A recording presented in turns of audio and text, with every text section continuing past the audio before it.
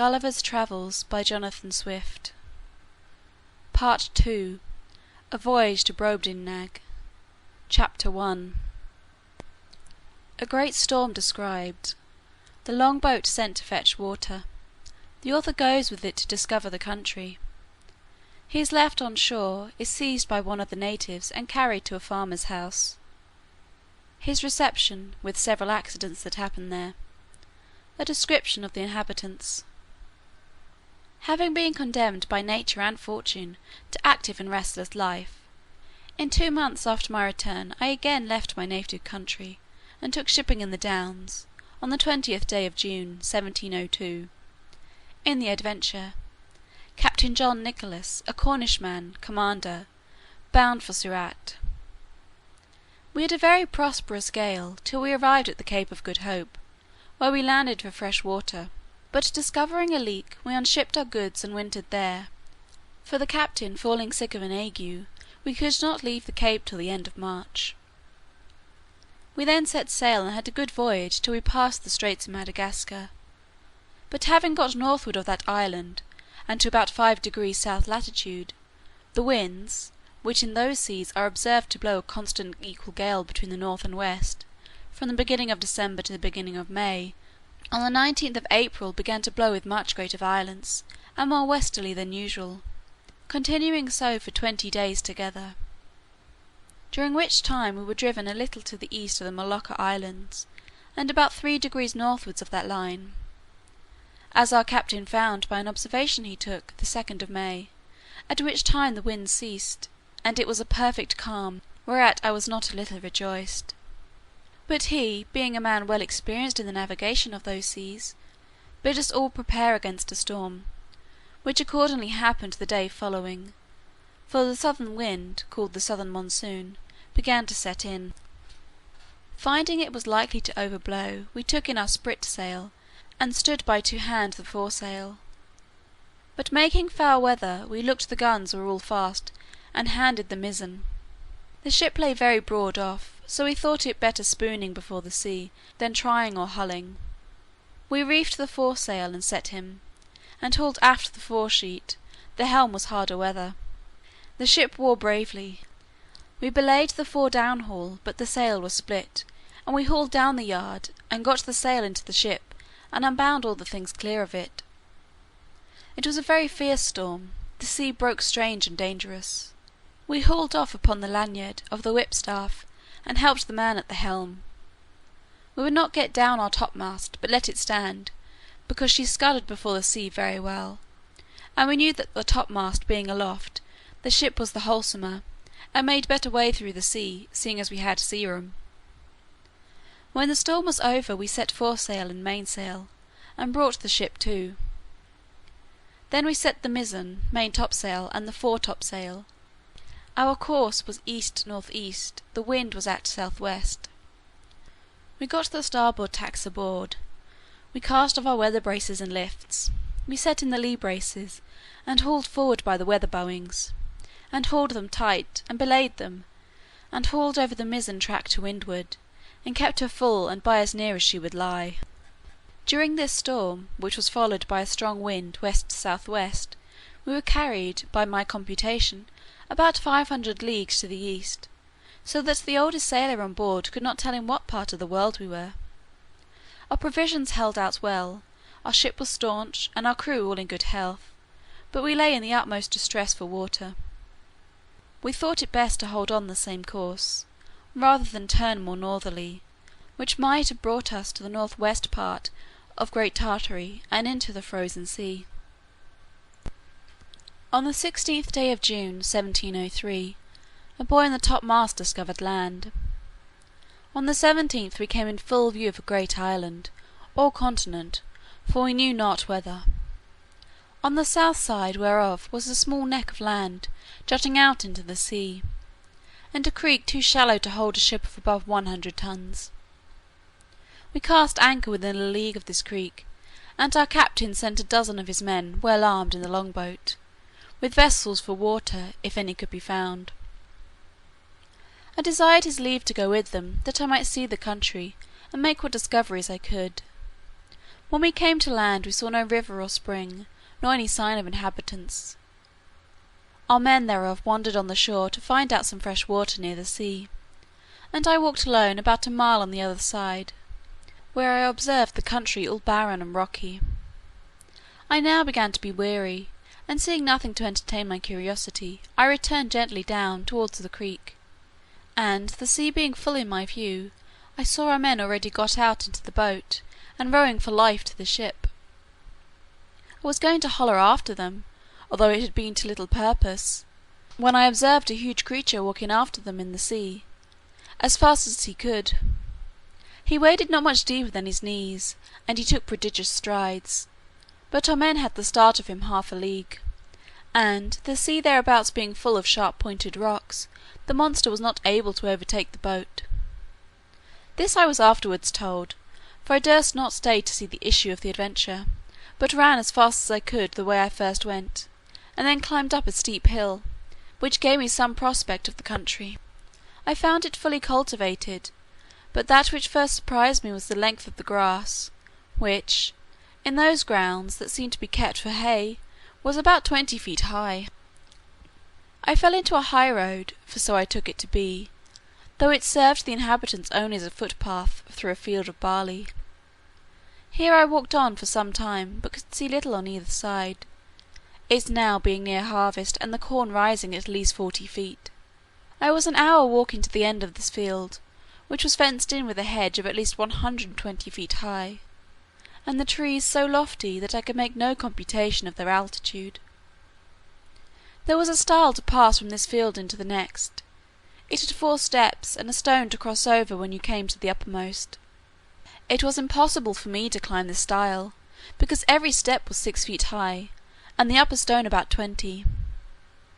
I was endeavouring to find some gap in the hedge, when I discovered one of the inhabitants in the next field advancing towards the stile, of the same size with him whom I saw in the sea, pursuing our boat.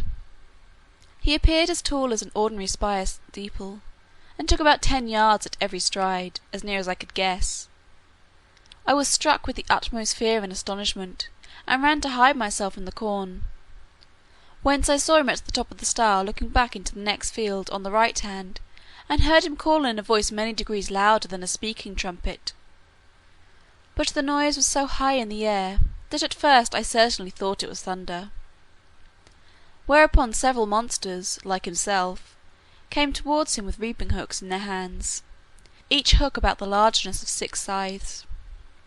These people were not so well clad as the first, whose servants or labourers they seemed to be; for, upon some words he spoke, they went to reap the corn in the field where I lay. I kept from them at a great distance as I could, but was forced to move with extreme difficulty, for the stalks of the corn were sometimes not above a foot distant, so that I could hardly squeeze my body betwixt them. However, I made a shift to go forward, till I came to a part of the field where the corn had been laid by the rain and wind. Here it was impossible for me to advance a step, for the stalks were so interwoven that I could not creep through, and the beards of the fallen ears so strong and pointed, that they pierced through my clothes into my flesh. At the same time I heard the reapers not 100 yards behind me. Being quite dispirited with toil, and wholly overcome by grief and despair, I lay down between 2 ridges, and heartily wished I might there end my days. I bemoaned my desolate widow and fatherless children. I lamented my own folly and wilfulness, in attempting a second voyage, against the advice of all my friends and relations. In this terrible agitation of mind I could not forbear thinking of Lilliput, whose inhabitants looked upon me as the great prodigy that ever appeared in the world, where I was able to draw an imperial fleet in my hand, and perform these other actions, which will be recorded for ever in the chronicles of that empire, while posterity shall hardly believe them, although attested by millions. I reflected what a mortification it must prove to me, to appear as inconsiderable in this nation as one single Lilliputian would be among us. But this I conceived was to be the least of my misfortunes; for, as human creatures are observed to be more savage and cruel in proportion to their bulk, what could I expect but to be a morsel in the mouth of the first among these enormous barbarians that should happen to seize me?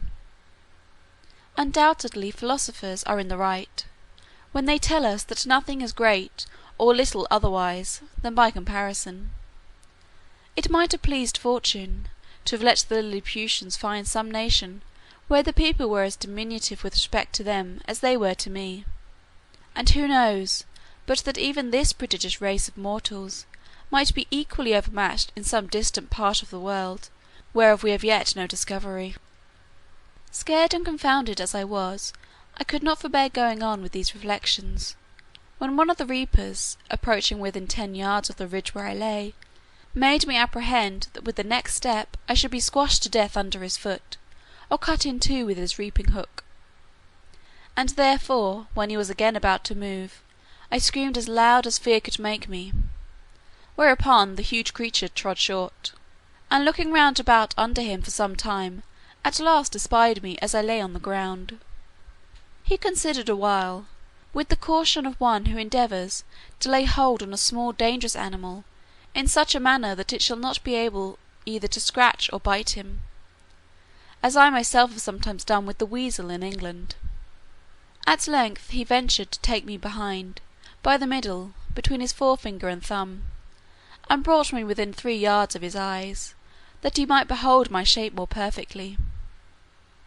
I guessed his meaning, and my good fortune gave me so much presence of mind, that I resolved not to struggle in the least, as he held me in the air above 60 feet from the ground, although he grievously pinched my sides, for fear I should slip through his fingers. All I ventured was to raise mine eyes towards the sun, and place my hands together in a supplicating posture, and to speak some words in a humble melancholy tone, suitable to the condition I was then in; for I apprehended every moment that he would dash me against the ground, as we usually do a little hateful animal, which we have a mind to destroy.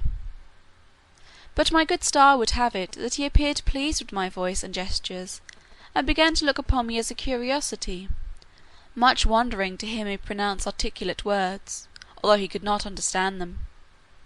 In the mean time I was not able to forbear groaning and shedding tears, and turning my head towards my sides, letting him know as well as I could, how cruelly I was hurt by the pressure of his thumb and finger. He seemed to apprehend my meaning, for lifting up the lappet of his coat, he put me gently into it, and immediately ran along with me to his master, who was a substantial farmer, and the same person I had first seen in the field.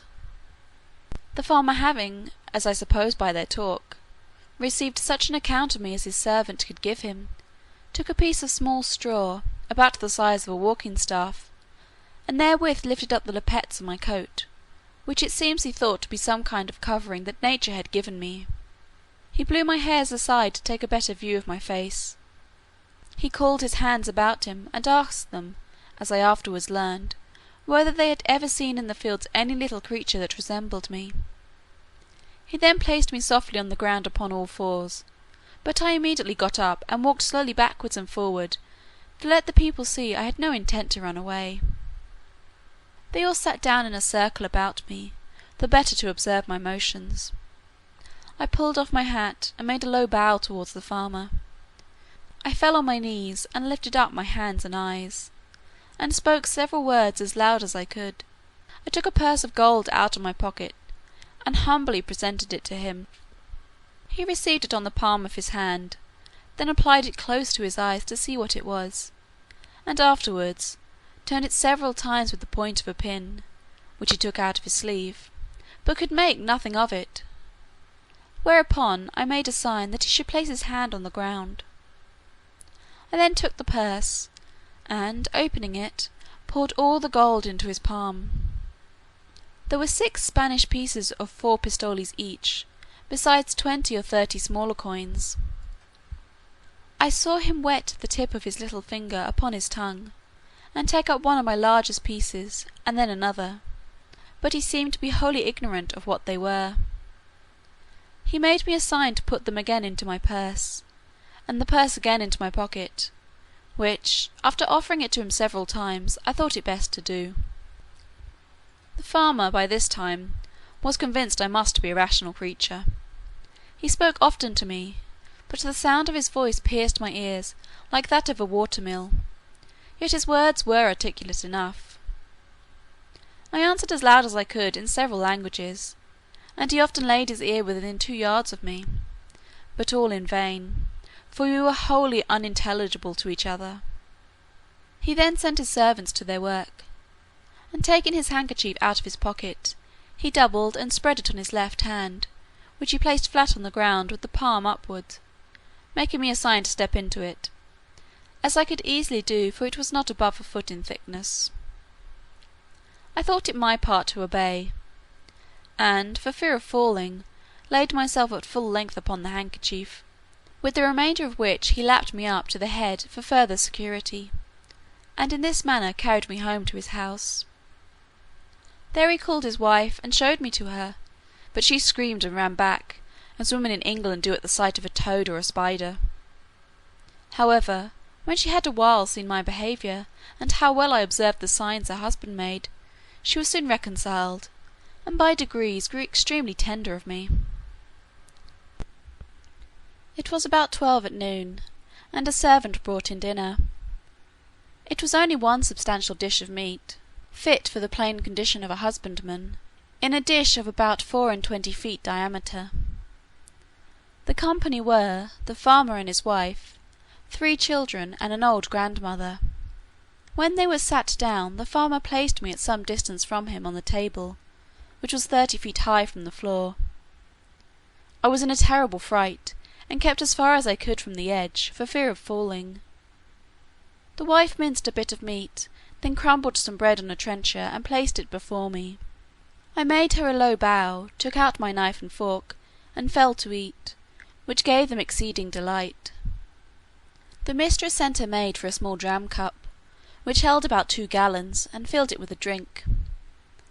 I took up the vessel with much difficulty in both hands, and in a most respectful manner drank to her ladyship's health, expressing the words as loud as I could in English, which made the company laugh so heartily that I was almost deafened with the noise. This liqueur tasted like a small cider, and was not unpleasant. Then the master made me a sign to come to his trencher side, but as I walked on the table, being in great surprise all the time, as the indulgent reader will easily conceive an excuse, I happened to stumble against a crust, and fell flat on my face, but received no hurt. I got up immediately, and observing the good people to be in much concern, I took my hat, which I held under my arm out of good manners, and waving it over my head, made 3 huzzas, to show I had got no mischief by the fall. But advancing forwards towards my master, as I shall henceforth call him, his youngest son, who sat next to him, an arch boy of about 10 years old, took me up by the legs, and held me so high in the air that I trembled every limb. But his father snatched me from him, and at the same time gave him such a box to the left ear, as would have felled an European troop of horse to the earth, ordering him to be taken from the table.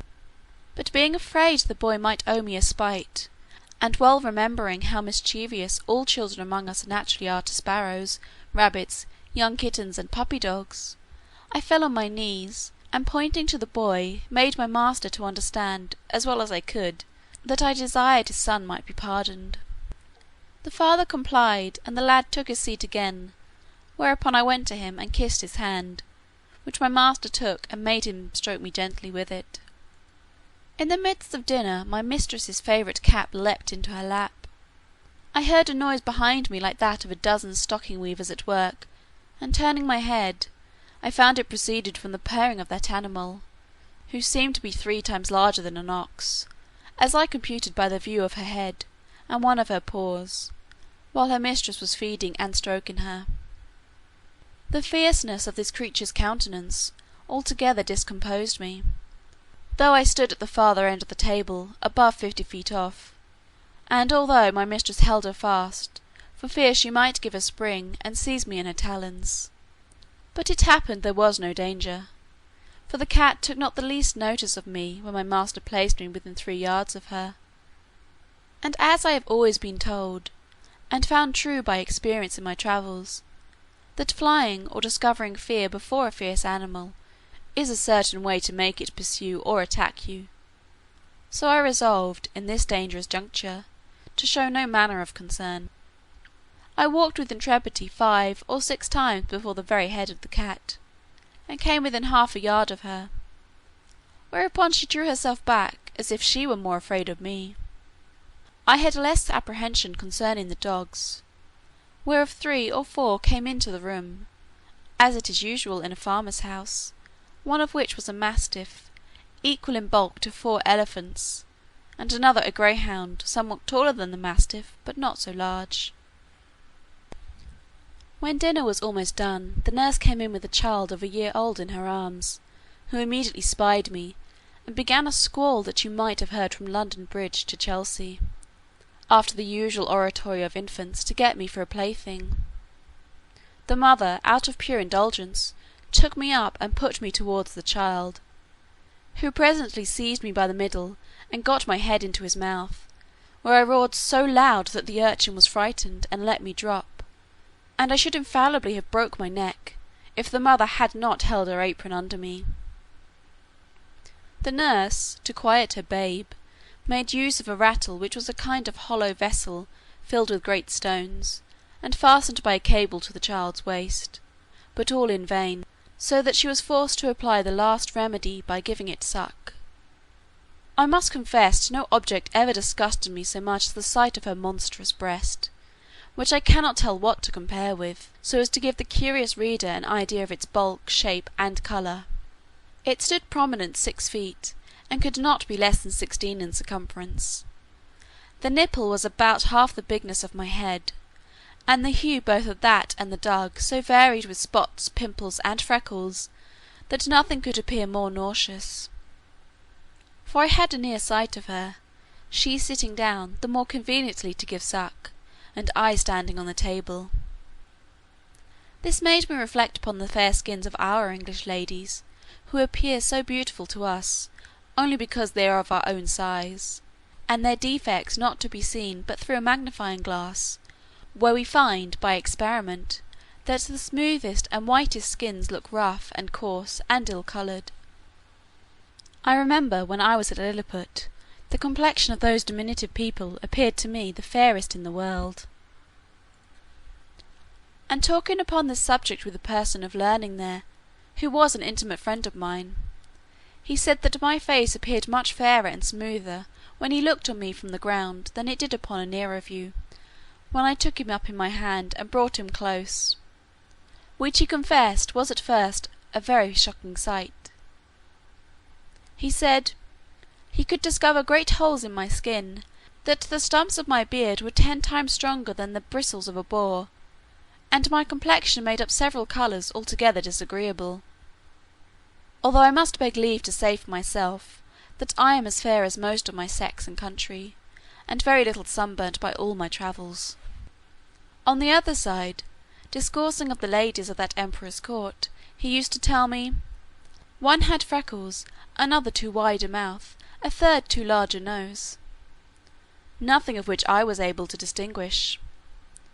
I confess this reflection was obvious enough, which however I could not forbear, lest the reader might think those vast creatures were actually deformed; for I must do them the justice to say, they are a comely race of people, and particularly the features of my master's countenance, although he was but a farmer, when I beheld him from the height of 60 feet, appeared very well proportioned. When dinner was done, my master went out to his labourers, and, as I could discover by his voice and gesture, gave his wife strict charge to take care of me.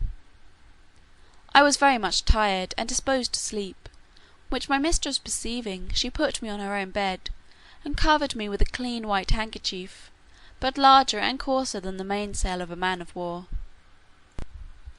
I slept about 2 hours, and dreamt I was at home, with my wife and children, which aggravated my sorrows when I awaked, and found myself alone in a vast room, between 200 and 300 feet wide, and above 200 high, lying in a bed 20 yards wide.